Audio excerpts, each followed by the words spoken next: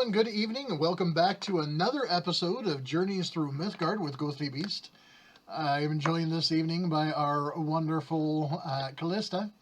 Calista, go ahead and give yourself a quick introduction. Who are you and what do you do? Hello, I'm Calista. I am the Chancellor of Public Affairs here at Awake in the North. I'm also the editor-in-chief for our newsletter, Odin's Aga. Awesome. As the Chancellor of Public Affairs, what do you do? What's that mean?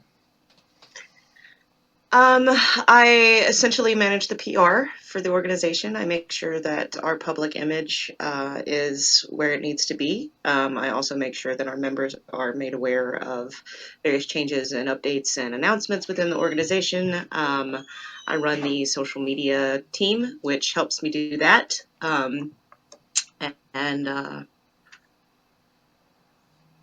Yeah, I think that's pretty much it.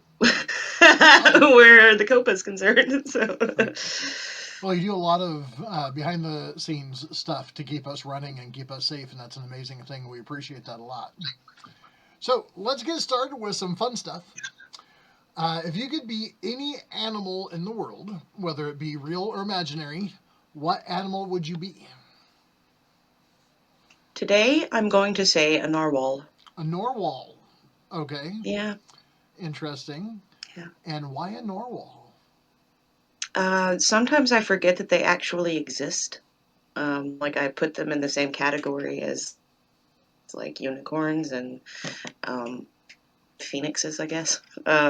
So like, I just think they're really cool animals. They're like these whales with this big tooth sticking out of their face, and it's just like they're just so odd. They're And the unicorn of the I just sea. feel like I would have a lot of fun as a narwhal. What? They're the unicorn of the sea. They are. They are. Alrighty. They stopped Cthulhu eating ye. Yeah. So, Yeah. how would being a Norwal relate to your current day job? First off, for the viewers, what do you do for a day job? Oh, I'm a cook by trade. I work in a small restaurant, basically managing the kitchen and making sure all the prep gets done and making sure everybody's food gets out on time and making sure everybody's happy. So I guess in terms of a narwhal, I kind of just hang out behind the scenes and, I'm not really the face of the restaurant or anything. I'm just kind of the person that makes it happen, and I like that because people don't think I actually exist. So. I guess that would work. All right. Let's see here. What superpower would you choose if you could choose any superpower in the world?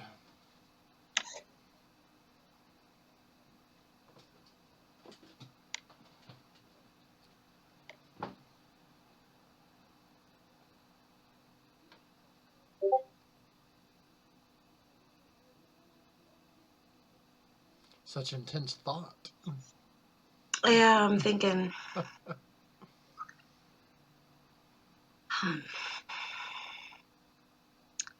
Think I would choose. Oh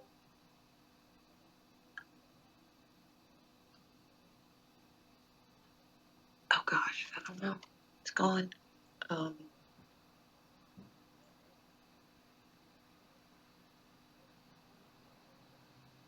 Can I skip the question? Okay, well, let's just get. Yeah, I don't know. I'm drawing a blank tonight. If you were to write a book about your life so far, what would the title be? Does it have to be PG-13? Yes. Rub some dirt in it and other crap my father told me. Fair enough. I've thought about that one before. What advice would you give to yourself at 15 years old?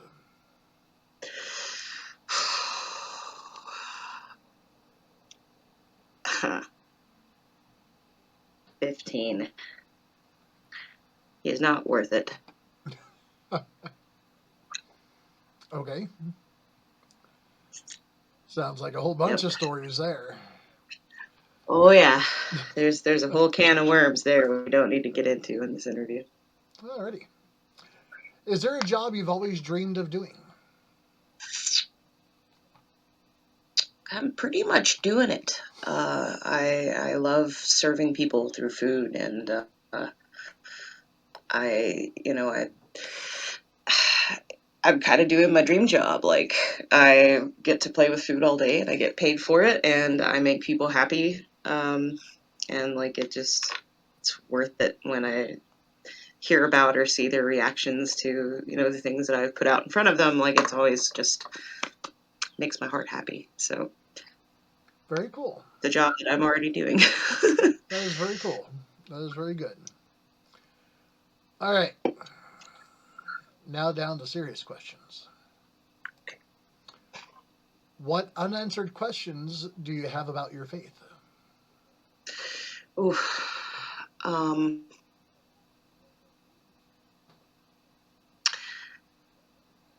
Are all the people that follow Odin insane, or like is that just select few? Um,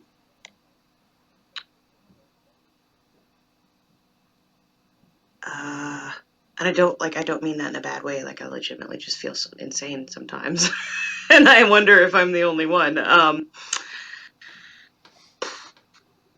You're not, by the way. Oh, Just to clarify that. good. Um, hmm.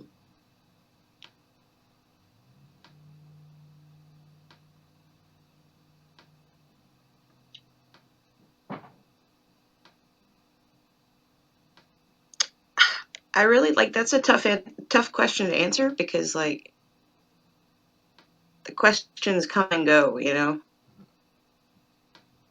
So, um, nothing is coming to mind at the moment, but that doesn't mean that I won't think of one in an hour or tomorrow or. As soon as this interview is over, go, oh, I Yeah, should have asked about that. Yeah, that yeah, happens a lot. All right, here's an yeah. easier one for you. Okay, Take you off the griddle a little bit here. okay. What's your favorite story from the lore and why? Um, Favorite story. I think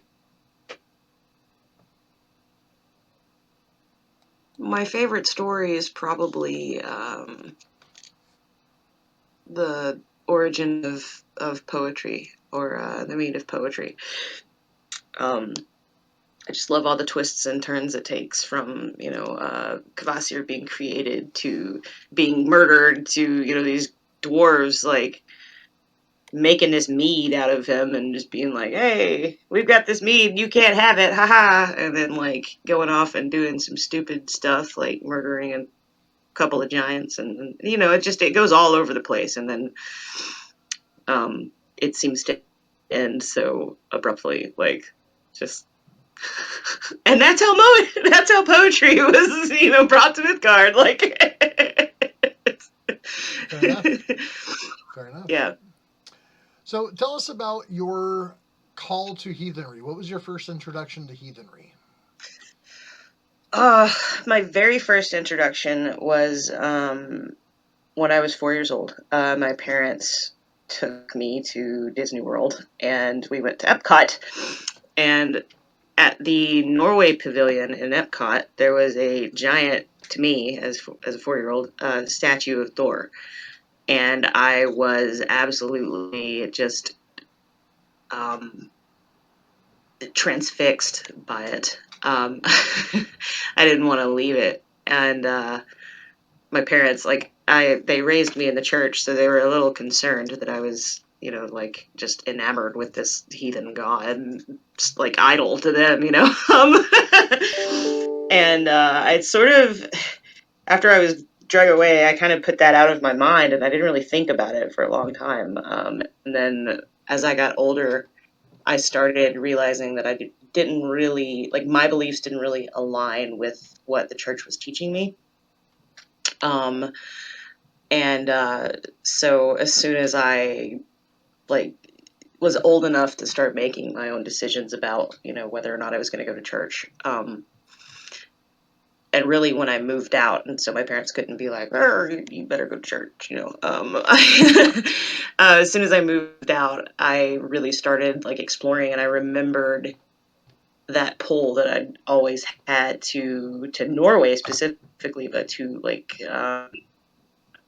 to the Norse pantheon, and I was like, well, okay, I mean, I'll explore this, and I bought a bag of runes at this local spiritual store, and uh, the lady at the store, she told me like how to consecrate them or whatever. So I got home and like I did this whole ritual, and like 3 days later I had this dream about them, and then I just kind of dedicated myself and didn't really look back. I wandered around for a while after that, as people are wont to do. I was like, well, maybe it's not, maybe it's not the Norse gods. Like maybe I need something else. And I wandered around, and I'm sure that ticked a few of them off. But wandered around and made friends elsewhere, and and then I came back about,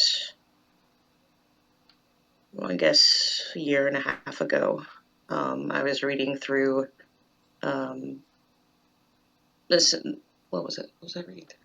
I was reading through Patricia LaFavel's um, uh, Taking up the runes? Modern Heathen's Oh, no, Guide. Modern Heathen. No. Right, that's Paxton. Sorry. Yeah. Yeah. Right. I was reading through LaFavel's um, Modern Heathen's Guide to Thru, and I like, it was really bizarre. I was sitting in a cemetery under this tree reading this book, and I just like, it was like just kind of being hit in the head with a fish or something, like just, just like, oh man, I should have stayed with it. So I started looking around, and I guess you're gonna ask about how I joined Awake in the North, but this kind of feeds into that. So yeah. So, how did you join Wicked North? Why did you join the Wicked North? Why are you here? Just to annoy you. No, I found that most of the heathen communities online that I was kind of checking out were a little problematic in their beliefs. So I had kind of almost given up, and then I saw a video of you talking about Awake in the North, and I messaged Alex LaFontaine, who I already knew prior to that, and asked him how to join. And that same night, I filled out an application and joined, and now I'm on the council. Look at you now. Yeah, life is weird. From the roving vagabond with no home to being one of the leaders of an entire organization. Yeah. It's definitely I mean, it's been a decade really since I first took the step into heathenry, so it's been a pretty transformative decade, and it's led me into a really good place, and I'm very happy to be here. So, well, good. So you kind of touched on it briefly earlier. Do you have a patron god or goddess? Odin, I would say, is the patron, if we're going to use that term. I I work with him the most. He works with me. He, pushes me around and shapes and molds and says, hey, go do this. And I go, why? He goes, don't argue with me. We have a whole thing. And, yeah, we have a love-hate relationship, but yeah. So what is one thing specifically that he has revealed to you in the past month?